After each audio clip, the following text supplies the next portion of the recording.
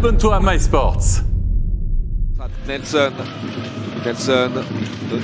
du côté opposé, Nune qui a cherché le centre et le poteau et l'ouverture du score. Doug Nelson sur ce lancer à la ligne bleue de Gary Nune qui a trouvé le poteau de Victor Östlund.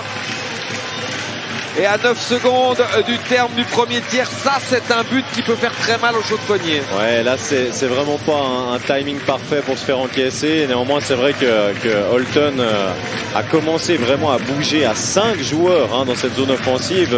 Défensivement c'est compliqué à défendre.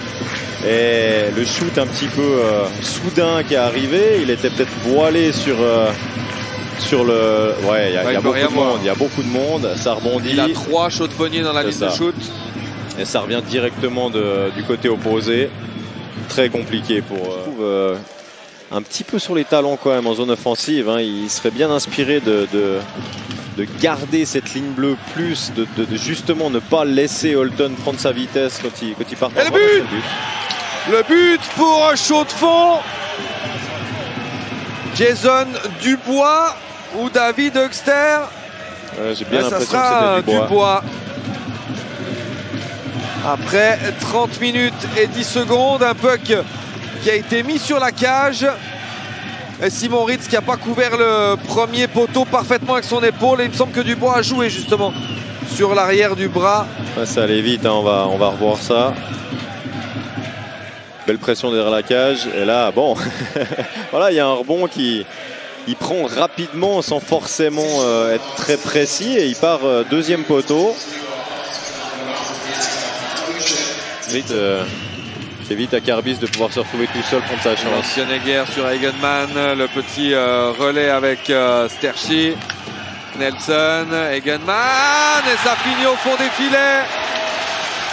Un puck qui a été dévié.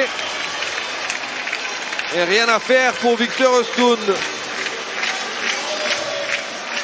On va voir sur le ralenti si c'est un joueur d'Holton qui dévie, parce que j'ai bien l'impression que le tir a été créé pour la déviation. Il était vraiment pas puissant, mais assez précis et Östlund là, il peut rien faire.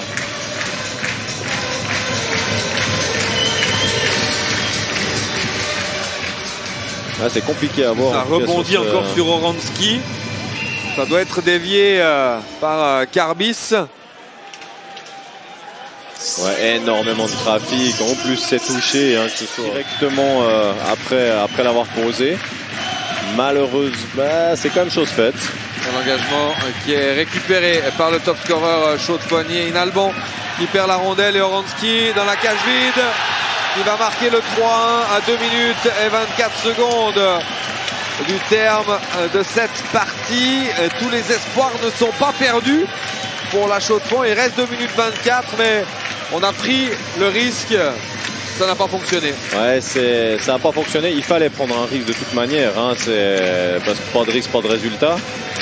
Là, ça s'est joué à pas grand-chose. Ils ont voulu jouer sur le bumper très tôt dans cette zone offensive.